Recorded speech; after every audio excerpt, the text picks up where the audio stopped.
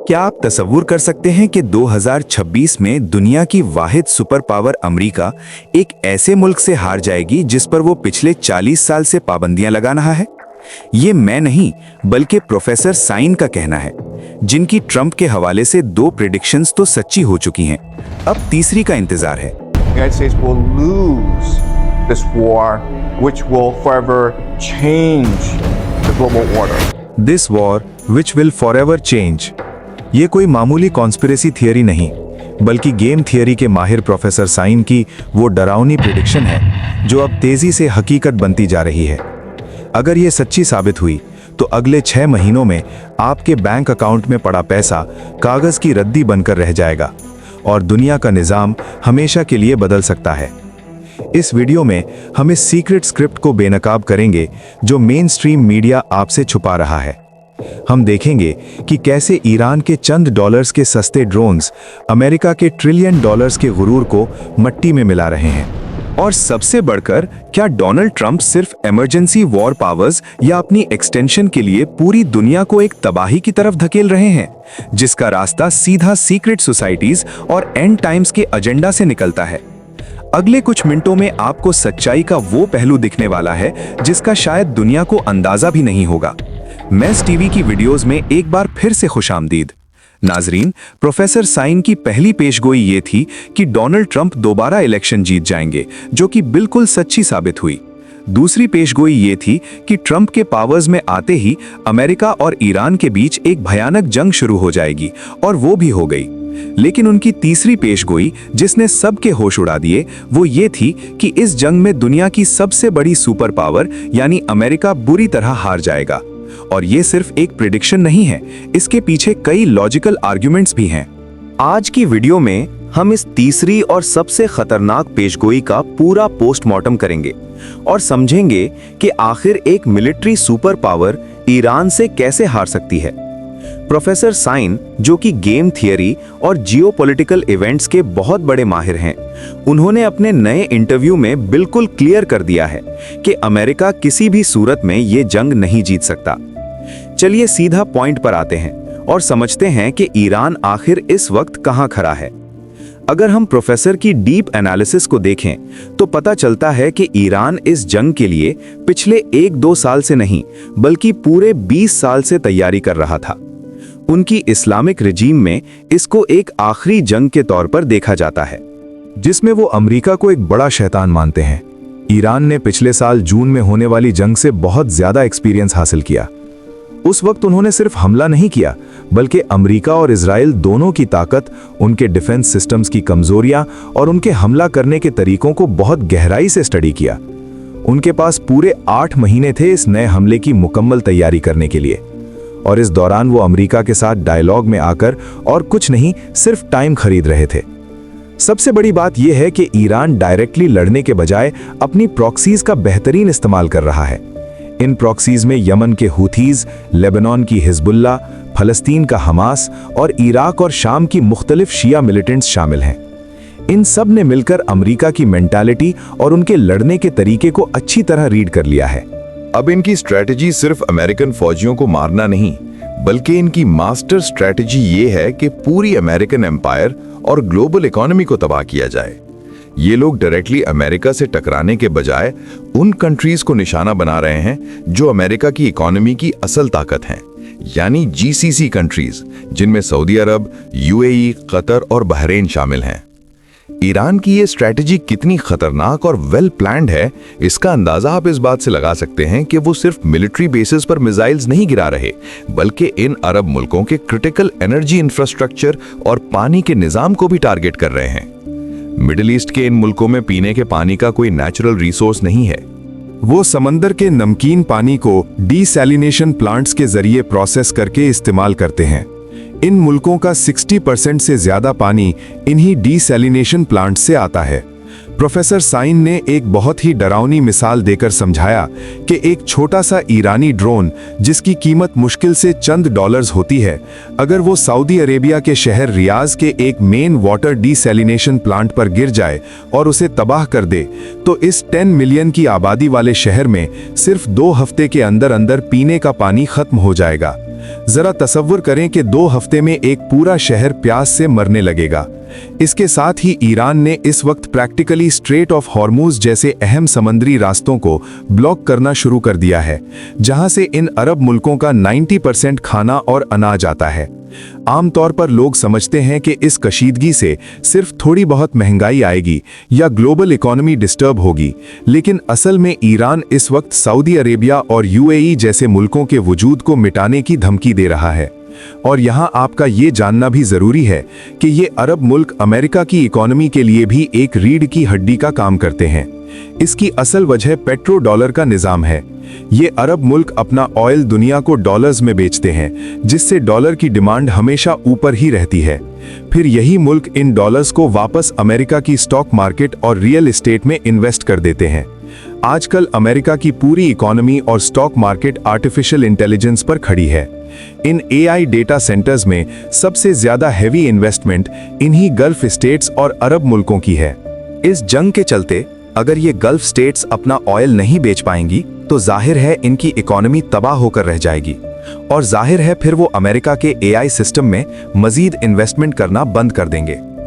जिस दिन ये अरब इन्वेस्टमेंट रुकी, अमेरिका का ये झूठा एआई बबल पूरी तरह फट जाएगा और इसके साथ ही पूरी अमेरिकन इकोनॉमी जमीन पर आ गिरेगी, जिसे प्रोफेसर साइन ने अपनी जबान में एक फाइनेंशियल पॉन्जी स्कीम का नाम दिया है।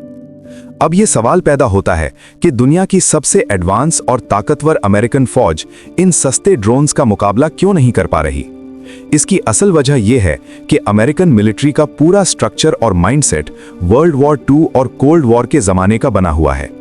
कोल्ड वॉर के दौर में असल मुकाबला मसल फ्लेक्सिंग का था कि किसके पास सबसे महंगी और कॉम्प्लेक्स टेक्नोलॉजी है, कौन पहले चांद पर जाता है और किसके पास सबसे बड़े मिसाइल्स हैं। अमेरिका का पूरा एयर डिफेंस सिस्टम ऐसी ही महंगी और कॉम्प्लेक्स टेक्नोलॉजी पर बेस्ड है जिसको बनाने और चलाने में अरबों डॉलर्स लगते हैं। इसके बरक्स आज की 21वीं सदी की जंग बिल्कुल बदल चुकी है। ये एसिमेट्रिक वॉरफेयर का दौर है, जहां एक बहुत सस्ता हथियार एक बहुत महंगे सिस्टम को तबाह कर सकता है। हाल ही में इजराइल से आने वाली एक वीडियो ने पूरी दुनिया के डिफेंस एक्सपर्ट्स को हैरान कर दिया है, जहां ईरान का सिर्फ एक आम सा बैलिस्टिक मिसाइल जमीन की तरफ आ रहा था और उसको हवा में रोकने के लिए अमेरिका और इजराइल ने 11 अलग अलग इंटरसेप्टर मिसाइल्स फायर किए, मगर फिर भी वो इसे रोक नहीं सके। दूसरी तरफ ईरानी शाहिद ड्रोन्स पूरी तरह से ईरान और रशिया में ही बने हैं, यानी इनकी सप्लाई लाइन पर इन्हें किसी दूसरे मुल्क पर डिपेंड नहीं करना पड़ता। शाहिद 136 ड्रोन, जिसे गैरान 2 भी कहा जाता है, अपनी सादगी और लो कॉस्ट की वजह से मॉडर्न वॉरफेयर में एक गेम चेंजर साबित हुआ है। इन ड्रोन्स में 2 स्ट्रोक पिस्टन इंजन है जो 185 किलोमीटर फी घंटा की स्पीड से 2000 किलोमीटर का फासला सिर्फ और सिर्फ 100 लीटर फ्यूल में तय कर सकता है। इसको चलाना भी कोई ज्यादा मुश्किल नहीं है, सिर्फ जीपीएस कोऑर्डिनेट्स डालकर इसे रवाना कर दिया जाता है। और क्योंकि ये बहुत लो फ्लाइंग करते हैं, जिसके 2 फायदे हैं। एक तो ये जहां से गुजरता है खौफ फैलाता हुआ जाता है, और दूसरा लो फ्लाइंग की वजह से इसको इंटरसेप्ट करना भी बहुत मुश्किल है। सिर्फ 8 फीट चौड़ा ये ड्रोन 40 केजी तक बारूदी मवाद लेकर जा सकता है। इसे महंगे इंटरसेप्टर से रोकना ऐसा ही है जैसे गाड़ी को रोकने के लिए ट्रेन का इस्तेमाल किया जाए।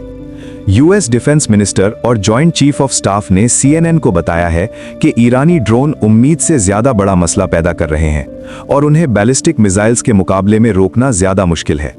ये एक बहुत बड़ा फाइनेंशियल डिजास्टर है। एक तरफ ईरान का एक सस्ता सा ड्रोन या मिसाइल कुछ $1000 का है, जबकि इसको गिराने के लिए अमेरिका जो एक इंटरसेप्टर मिसाइल चलाता है उसकी कीमत कई $1 मिलियन है। जब आप $50,000 के ड्रोन को मारने के लिए $1 मिलियन का मिसाइल चलाएंगे तो ये जंग आप लंबे अरसे तक अफोर्ड नहीं कर सकते। अब अमेरिका के पास इन महंगे मिसाइल्स का स्टॉक तेजी से कम हो रहा है और उन्हें अपने एशिया वाले मिलिट्री रिजर्व्स को भी इस्तेमाल करना पड़ रहा है, जो उन्होंने चाइना के डर से बचा कर रखे थे। ये असल में अमेरिका के इस गुरूर के टूटने की निशानी है, जिसने 20 साल से पूरी दुनिया पर अपनी बादशाहत कायम की हुई है। अगर ये सिलसिला ऐसे ही चलता रहा तो न सिर्फ पेट्रो डॉलर तबाह हो जाएगा, बल्कि दुनिया तेजी से एक मल्टीपोलर वर्ल्ड यानी मल्टीपोलर वर्ल्ड की तरफ चल पड़ेगी, जहां अमेरिका का दुनिया पर इन्फ्लुएंस दफन होकर रह जाएगा। इस सब के अलावा अभी तक अमेरिका और इजराइल सिर्फ हवा से हमले कर रहे हैं, लेकिन तारीख गवाह है कि आज तक दुनिया का कोई भी मुल्क सिर्फ हवाई हमलों के जरिए किसी दूसरे मुल्क की हुकूमत नहीं बदल सका। रिजीम चेंज के लिए आपको हर हाल में ग्राउंड ट्रूप्स को उतारना पड़ता है। अमेरिका के टॉप ऑफिशियल्स और सेक्रेटरी ऑफ वॉर के बयान के मुताबिक अमेरिका किसी सूरत अपने ग्राउंड ट्रूप्स फिलहाल ईरान भेजने का कोई इरादा नहीं रखता। आने वाले चंद महीनों में अमेरिका पर अरब कंट्रीज और इजराइल की तरफ से बहुत शदीद प्रेशर आएगा कि वो जमीनी फौज भेजकर ईरान के खतरे को हमेशा के लिए वाइप आउट कर दे, क्योंकि अगर इन मुल्कों को कुछ हुआ तो अमेरिकन पेट्रो डॉलर भी उनके साथ डूब जाएगा। तो अब सवाल उठता है कि अमेरिकन प्रेसिडेंट डोनाल्ड ट्रंप ऐसी जंग में क्यों कूद गए, जिसके बारे में टॉप मिलिट्री कमांड ने पहले ही वार्न कर रखा था। प्रोफेसर साइन के मुताबिक इस बेवकूफाना फैसले के पीछे 3 बड़े रीजंस हैं जिन्होंने ट्रंप को मजबूर किया। पहला रीजन है ओवर कॉन्फिडेंस। हाल ही में ट्रंप ने वेनेजुएला पर जो एक छोटा सा सक्सेसफुल ऑपरेशन किया, उससे वो अमेरिकन मिलिट्री की कैपेसिटी को लेकर ओवर कॉन्फिडेंट हो गए। बिल्कुल वैसे ही जैसे हिटलर ने यूरोप को आसानी से फतह करने के बाद गुरूर में आकर सोवियत यूनियन पर हमला किया था, जो आखिर में उसकी फौज की तबाही का सबब बना। दूसरा रीजन है पॉलिटिकल फायदा। हालांकि इस जंग से अमेरिका का अपना कोई फायदा नहीं है, लेकिन पर्सनली ट्रंप को सियासी और फाइनेंशियल दोनों फायदे मिल रहे हैं। सऊदी अरेबिया और इजराइल इनडायरेक्टली इस जंग के लिए लॉबिंग कर रहे हैं। याद रखें कि सऊदी ने ट्रंप के दामाद जैरेड कुशनर के प्राइवेट इक्विटी फंड में अरबों डॉलर्स की मैसिव इन्वेस्टमेंट की हुई है। दूसरी तरफ इसराइल के बड़े फाइनेंशियल बैकर्स जैसा कि मरियम एडल्सन ट्रंप के सियासी करियर को फंड कर रहे हैं। बेशक यूएस कॉन्स्टिट्यूशन के मुताबिक प्रेसिडेंट तीसरी बार नहीं आ सकता, लेकिन मरियम ने खुलेआम कहा है कि अगर ट्रंप तीसरी बार प्रेसिडेंट बनने के लिए इलेक्शन लड़ते हैं तो वो उसे $250 मिलियन देंगी। ये भी हो सकता है कि जंग की आड़ में Donald Trump war time president के तौर पर अपना टेन्योर एक्सटेंड करवा लें। तीसरी वजह में प्रोफेसर ने खुलकर बताया है कि अगर आप दुनिया के पुराने लीक्स और एप्स्टीन फाइल्स को स्टडी करें तो आपको समझ आएगा कि इस दुनिया का निज़ाम असल में कुछ सीक्रेट सोसाइटीज चला रही हैं। इनमें सबसे मशहूर ग्रुप इल्यूमिनाटी का है, जो मजीद 3 हिस्सों में बटा हुआ है। एक तरफ जेसुइट्स हैं जो वेटिकन को कंट्रोल करते हैं, दूसरी तरफ सबेशियन फ्रैंकिस्ट्स हैं जिनका मॉडर्न इसराइल के पावर स्ट्रक्चर पर होल्ड है, तीसरी तरफ फ्री मेसन्स हैं जो अमेरिका के पूरे नेशनल सिक्योरिटी और मिलिट्री एपरेटस को कंट्रोल करते हैं। इन खुफिया और ताकतवर ग्रुप्स का ये मजबूत अकीदा है कि एंड टाइम्स यानी आखिरी ज़माने में मिडिल ईस्ट में एक अजीम जंग होगी और इनके नज़दीक इसराइल का इसमें शामिल होना ज़रूरी है ताकि ज़मीन पर इनका हेवन ऑन अर्थ कायम हो सके। ये एक पहले से लिखी हुई स्पिरिचुअल स्क्रिप्ट है जिसको ये लोग हर हाल में फॉलो कर रहे हैं, चाहे इस एक्शन में कोई लॉजिक हो या ना हो, और चाहे इसकी वजह से पूरी दुनिया की इकोनॉमी ही तबाह क्यों ना हो जाए। इनको सिर्फ अपने आखिरी ज़माने के एजेंडा से गर्ज है। ये थी प्रोफेसर साइन की वो तीसरी प्रिडिक्शन जो आज पहली 2 के बाद सच्ची होने के रास्ते पर नजर आ रही है। इन सब बातों का निचोड़ सिर्फ ये है कि अमेरिका एक ऐसी जंग लड़ रहा है जो अगर किस्मत से भी जीत जाता है तो फिर भी ये अमेरिका के लिए बहुत बड़ी हार कहलाएगी। जिस तरह इराक, लीबिया, शाम और अफगानिस्तान में हुआ, ईरान पर हमला करना भी अपने पांव पर ही कुल्हाड़ी मारने जैसा होगा। इस बारे में आपकी क्या राय है, मुझे कमेंट सेक्शन में जरूर बताइएगा।